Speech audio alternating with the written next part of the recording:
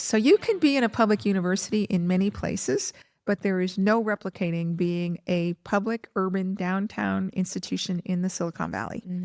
And your experiences that you were talking about 20 years ago have matured even more so.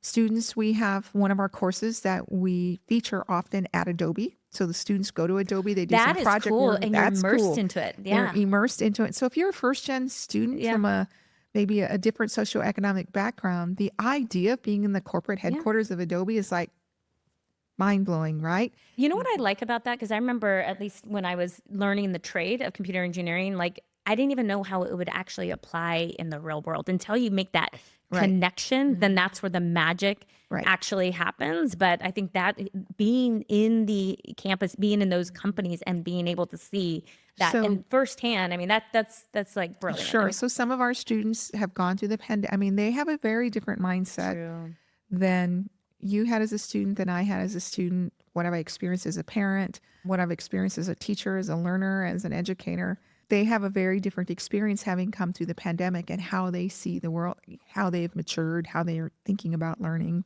what they think about the value of a degree. So all of this is requiring us to shift. We have to be where they are, and we have to think about where they are differently. That's part of this design thinking challenge. But it's also, to your point, about field-based experiences. Students want to know right now, every class, how does this translate to me getting a job?